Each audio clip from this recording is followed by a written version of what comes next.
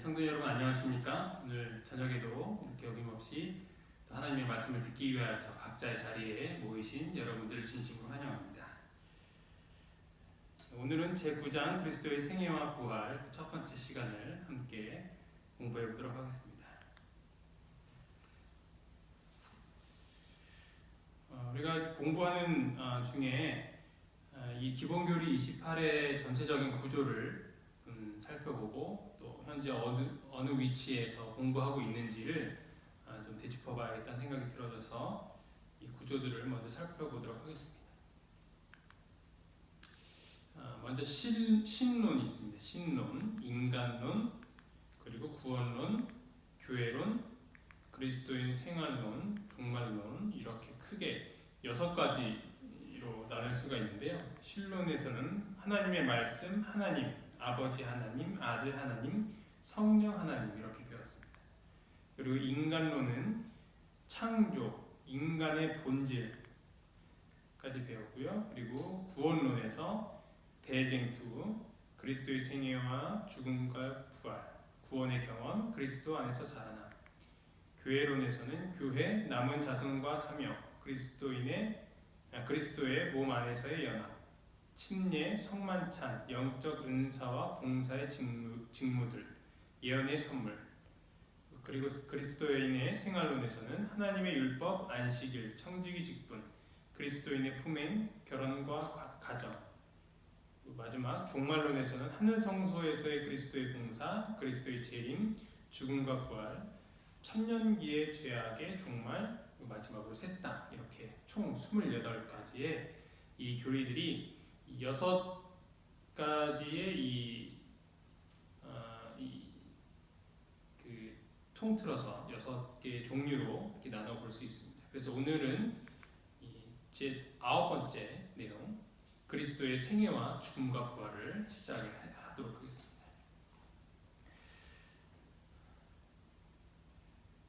그리고 제가 항상 이 기본교리 공부를 하는 동안 유인물을 좀 나눠드리고 있었습니다. 로비에 그 유인물을 올려놓도록 하겠습니다.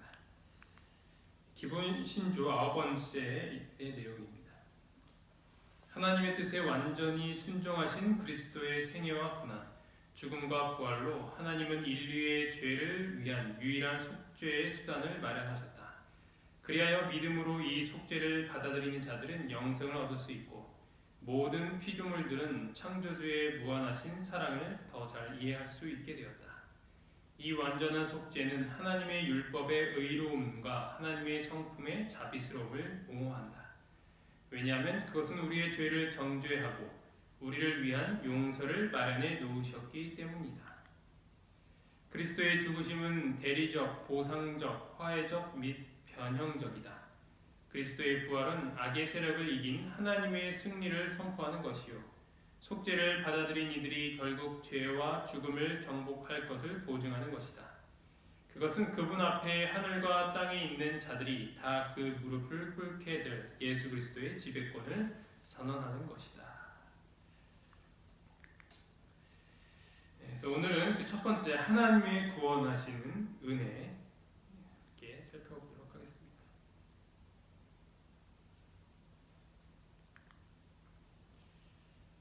하나님의 선제 행위. 하나님은 우리가 구원받기를 너무나도 갈망을 하십니다. 그런 모습이 이 성경에 잘 드러나게 되어 있는데요. 요한복음 3장 16절의 말씀처럼 하나님이 세상을 이처럼 사랑하사 독생자를 주셨으니 이는 그를 믿는 자마다 멸망하지 않고 영생을 얻게 하려 하심이라. 하나님이 우리를 너무나도 사랑하시기 때문에 하나밖에 없는 그분의 아들 예수 그리스도를 이 땅에 보내셨다는 것입니다. 인류가 범죄했을 때 하나님께서는 그들을 먼저 찾아 나서셨지만 그들은 피하였습니다. 창세기 3장 9절을 보면 여호와 하나님이 아담을 부르시며 그에게 이르시되 내가 어디 있느냐. 죄인들에게 먼저 찾아오셨던 하나님은 그들이 어디 있는지 몰라서 그러신 것이 아니었습니다. 하나님은 그들이 모르는 것을 알려주시기 위하여서 그들을 찾으셨던 것이었습니다. 첫 번째는 그들의 죄였습니다. 사단의 말이 옳은 것이 아니라 하나님의 말씀이 옳았다는 것을 하나님께서는 알려주시기 원하셨던 것입니다. 두 번째는 그 죄에서 그들을 구원해 주실 것이라는 것을 알려주시기 위하여서 하나님께서는 그들을 찾으셨던 것입니다. 그들이 하나님을 반역했음에도 불구하고 하나님은 그들에게 구원하시겠다는 그 약속을 그들에게 해 주신 것이었습니다. 그들의 상황은 절망적이었지만 구원의 계획을 공개하셨다. 창세기 3장 15절에 내가 너로 여자와 원수가 되게 하고 내 후손도 여자의 후손과 원수가 되게 하리니 여자의 후손은 내 머리를 상하게 할 것이요 너는 그의 발꿈치를 상하게 할 것이니라 하시고 바로 구세주를 보내주시겠다라는 약속이었습니다. 이것도 그들이 요청한 것이 아니라 하나님께서 이 모든 일이 있기 전에 먼저 계획하시고 보여주셨던 것이었습니다. 이것이 가능한 이유는 무엇일까요? 그것은 바로 하나님의 사랑 때문입니다. 하나님의 사랑이 그분의 선제 행위, 그들을 위한 구원의 계획을 제공하셨던 것이었습니다. 은혜인가 공의인가? 하나님께서는 시내산에서 모세에게 당신의 자비하시며 공의로우신 품성을 보여주셨습니다. 출애굽기 34장 6절 7절 여호와께서 그의 앞으로 지나시며 선포하시되 여호와라 여호와라 자비롭고 은혜롭고 노하기를 더디하고 인자와 진실이 많은 하나님이라. 인자를 천대까지 베풀며 악과 과실과 죄를 용서하리라. 그러나 벌을 면제하지는 아니하고 아버지의 악행을 자손 3, 4대까지 보응하리라. 이 성경절에서 자비와 공의가 그대로 드러나는 것을 볼 수 있습니다. 기꺼이 용서하시지만 벌을 면제하시지는 아니하시겠다는 이해하기 힘든 구절이기도 합니다. 하나님의 품성은 은혜와 공의의 독특한 혼합을 보여줍니다. 그러나 오직 그리스도 안에서만 이러한 품성의 특질들의 조화를 이해할 수 있게 됩니다. 죄의 결과는 죽음입니다. 그러나 이것을 집행하는 것이 공의인 것입니다. 그러나 그 죄인을 용서하고 살리는 것이 은혜인 것입니다. 그 은혜와 공의가 동시에 드러나는 곳이 어딘가? 그곳이 바로 십자가라는 것입니다. 그 죽음을 누가 대신 지셨는가? 예수 그리스도께서 대신 지셨다는 것입니다. 죄의 결과는 죽음입니다. 이것을 집행하는 것이 공의입니다. 그러나 그 죄인을 용서하고 살리는 것이 은혜인 것입니다. 가랴복음기별 1권 322페이지에서는 이렇게 증언하고 있습니다. 십자가에서 자비와 진리가 서로 만났으며 의와 화평이 서로 입맞추었다. 그래서 우리가 가지는 모든 의문들은 이 십자가에서 해결이 되는 것입니다. 의와 화평의 입맞춤이 우리의 마음을 녹이는 것입니다. 이 하나님의 사랑을 기억하며 또 감사하는 이 시간이 되기를 간절히 바랍니다. 용서인가 형벌인가? 하나님께서는 이 은혜를 그들에게 베풀고자 하셨습니다. 하나님께서는 그들이 회개하도록 간청하셨지만 그들은 거절하였습니다. 회개하지 않는 태도는 형벌을 불가피하게 만듭니다. 예레미야 3장 12절로 14절 너는 가서 북을 향하여 이 말을 선포하여 이르라. 여호와께서 이르시되 배역한 이스라엘아, 돌아오라. 나의 노한 얼굴을 너희에게로 향하지 아니하리라. 너희는 내 백성이요 내 소유된 백성이라. 너희는 내 백성이요 내 하나님이라. 너희는 내 백성이요 내 하나님이라. 너희는 내 백성이요 내 하나님이라. 너희는 내 백성이요 내 하나님이라. 나는 긍휼이 있는 자라. 노를 한없이 품지 아니하느니라. 여호와의 말씀이니라. 너는 오직 내 죄를 자복하라. 이는 내 하나님 여호와를 배반하고 내 길로 달려 이방인들에게로 나아가 모든 푸른 나무 아래로 가서 내 목소리를 듣지 아니하였습니다. 여호와의 말씀이니라. 여호와의 말씀이니라. 배역한 자식들아 돌아오라. 나는 너희 남편이라. 내가 너희를 성읍에서 하나와 족속 중에서 둘을 택하여 너희를 시온으로 데려오겠고. 하나님께서는 이들에게 이렇게 끊임없이 돌아오라, 회개하라라고 간청을 하셨지만 그들은 끊임없이 거절을 하게 됩니다. 여호와여, 주의 눈이 진리를 찾지 아니하시나이까? 주께서 그들을 치셨을지라도 그들이 아픈 줄을 알지 못하며 그들을 멸하셨을지라도 그들이 징계를 받지 아니하고 그들의 얼굴을 바위보다 굳게 하여 돌아오기를 싫어하므로. 그러나 돌이키지 않는 자는 반드시 형벌을 당하게 되는 것입니다. 사람이 회개하지 아니하면 그가 그의 칼을 가심이여 그의 활을 이미 당겨 예비하셨도다. 용서의 목적, 그것은 바로 죄인이 성도로 변화되는 것입니다. 이사야 55장 7절을 보면 악인은 그의 길을, 불의한 자는 그의 생각을 버리고 여호와께로 돌아오라. 그리하면 그가 긍휼히 여기시리라. 우리 하나님께로 돌아오라. 그가 너그럽게 용서하시리라. 땅의 모든 끝이여, 내게로 돌이켜 구원을 받으라. 나는 하나님이라. 다른 이가 없느니라. 여기서 형벌에 대한 경고의 목적도 같은 맥락인 것입니다. 그들을 돌아오게 하는 것입니다. 그래서 저들을 용서하시기 위하여서 하나님께서는 그렇게 끊임없이 돌아오라고 하시는 것입니다. 이것이 바로 용서의 목적인 것입니다. 자녀를 교육하다 보면 심한 말을 할 때가 있습니다. 너 이럴 거면 집 나가.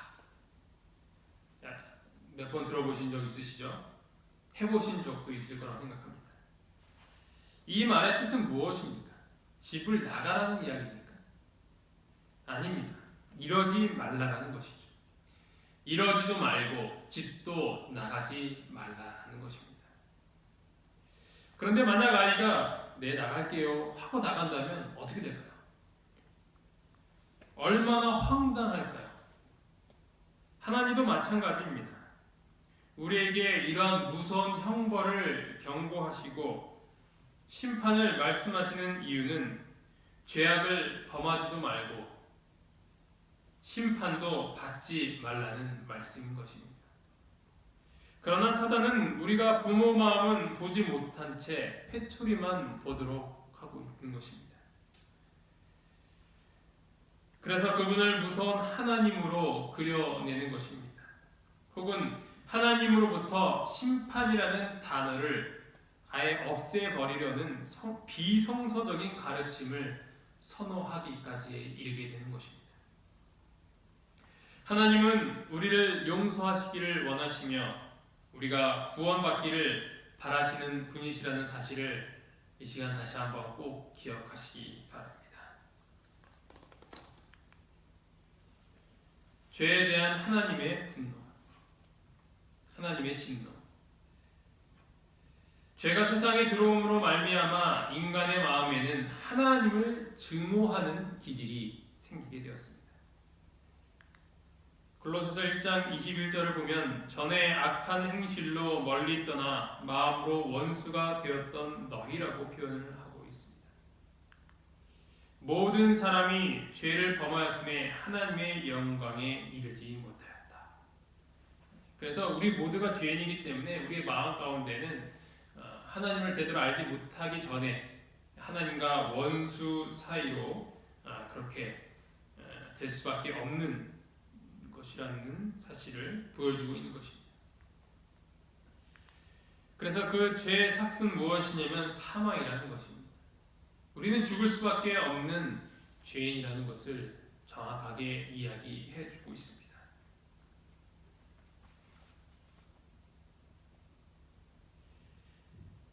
성경은 하나님의 진노를 죄와 불의에 대한 하나님의 반응이라고 부릅니다.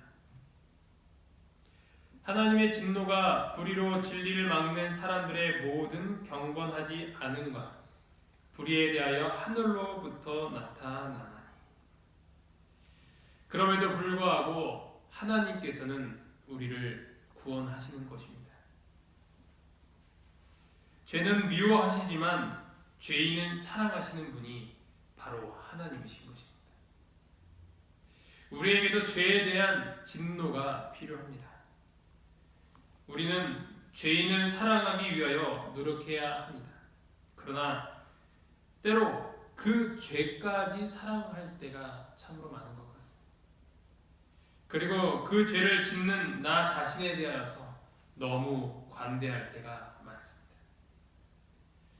죄인을 사랑한다는 것은 그를 그 죄로부터 구원하기 위하여서 사랑한다는 것이지, 죄를 묵인하기 위해 사랑하라는 말이 아닙니다.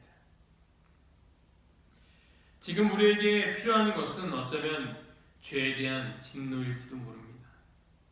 죄를 보며 끔찍하고 처절함을 느껴야 되는데, 반대로 반복된 죄로 인하여서 그러한 마음이 무뎌지게 되는 것이죠. 하나님은 여전히 죄인을 사랑하시지만 우리는 여전히 죄를 사랑하고 있는 것입니다. 하나님께서 오늘 이 시간 우리가 갖고 있는 이 끔찍한 죄를 버리라고 말씀하십니다. 죄에 대하여서는 진노하시지만 죄인에 대하여서는 사랑을 베푸시는 그 하나님을 기억하며, 우리가 버리지 못한 죄를 더 이상 짓지 말고 하나님 앞에 신실한 백성으로 남을 수 있는 저와 여러분이 되기를 간절히 바랍니다. 인간의 반응. 이스라엘에 대한 하나님의 취급은 예수 그리스도의 봉사에서 절정을 이루게 됩니다. 요한복음 1장 14절, 말씀이 육신이 되어 우리 가운데 거하심에 우리가 그의 영광을 보니 아버지의 독생자의 영광이요 은혜와 진리가 충만하더라. 고린도전서에서는 이렇게 이야기를 하고 있습니다. 너희는 하나님으로부터 나서 그리스도 예수 안에 있고 예수는 하나님으로부터 나와서 우리에게 지혜와 의로움과 거룩함과 구원함이 되셨으니, 기록된 바 자랑하는 자는 주 안에서 자랑하라 함과 같게 하려 함이라. 로마서 2장 4절, 혹 내가 하나님의 인자하심이 너를 인도하여 회개하게 하심을 알지 못하여 그의 인자하심과 용납하심과 같이 길이 참으심이 풍성함을 멸시하느냐. 이 하나님의 인자하심 때문에 예수 그리스도께서 이 땅에 오실 수 있었고, 또 그것 때문에 우리가 회개할 수 있는 이유가 되는 것입니다. 하나님의 구원의 제의에 대한 인간의 반응조차도 인간에게서 시작되지 않았고 하나님에게서 시작되었다. 이것이 바로 하나님의 사랑이라는 것입니다.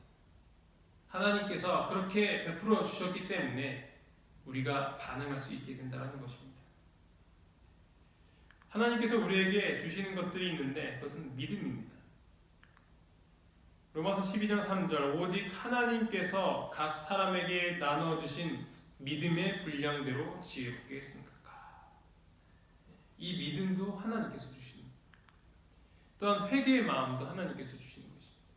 사도행전 5장 31절, 이스라엘에게 회개함과 죄사함을 주시려고 그를 오른손으로 높이사 임금과 구주로 삼으셨느니라. 이 회개도 우리 스스로가 하는 것이 아니라 하나님께서 우리에게 그렇게 하도록 인도하신다는 것입니다. 마지막으로 사랑입니다. 우리가 사랑하면 그가 먼저 우리를 사랑하셨습니다. 그분이 먼저 사랑을 하셨기 때문에 우리가 그에 대한 반응으로 하나님을 사랑할 수 있는 것입니다. 우리는 사단, 죄, 고통, 그리고 죽음으로부터 스스로 구원할 수 없는 존재입니다. 이 모든 것은 오직 하나님의 은혜로 가능한 것입니다. 에베소서 2장 4절, 5절, 8절, 9절에 있는 말씀입니다. 긍휼이 풍성하신 하나님이 우리를 사랑하신 그 큰 사랑을 인하여 허물로 죽은 우리를 그리스도와 함께 살리셨고 너희는 은혜로 구원을 받은 것이라. 너희는 그 은혜에 의하여 믿음으로 말미암아 구원을 받았으니 이것은 너희에게서 난 것이 아니요 하나님의 선물이라. 행위에서 난 것이 아니니 이는 누구든지 자랑하지 못하게 합니다. 이 모든 것을 선물로 주신 우리 하나님께 감사하는 이 안식일이 되기를 간절히 바랍니다. 예수님께서 우리를 사랑하시고 우리를 위해서 베풀어 주신 그 모든 은혜를 기억하고 묵상하고 또 그에 대한 내용을 찬양하는 것은 아무리 많이 한다고 해도 항상 부족할 것입니다. 이 안식일만큼은 더욱더 우리 예수님의 사랑을 기억하며 묵상하는 시간이 되기를 간절히 바라겠습니다. 기도하시겠습니다. 하늘에 계신 하나님 아버지, 오늘 저희에게 또 이렇게 귀한 말씀을 허락해 주시며 참으로 감사합니다. 예수님께서 이 땅에 오셔서 저희를 위해서 베풀어 주신 그 모든 사랑을 기억하며 감사로 충만한 이 시간이 될 수 있도록 도와주시옵소서. 아직 코로나 바이러스로 인하여서 저희가 온전히 예배를 드리고 있지는 못하지만 각자 있는 곳에서 주님께 예배를 드릴 때 이 교회에서 함께 하셨던 그 동일한 그 성령 하나님의 임재하심이 제 모든 가정들에게도 동일하게 임하여 주시옵소서. 그래서 이 기회를 통하여서 더욱더 하나님과 가까워지고 교회와 가까워질 수 있는 시간들이 될 수 있도록 인도하여 주시옵소서. 이 모든 말씀 예수님 이름으로 간절히 기도합니다.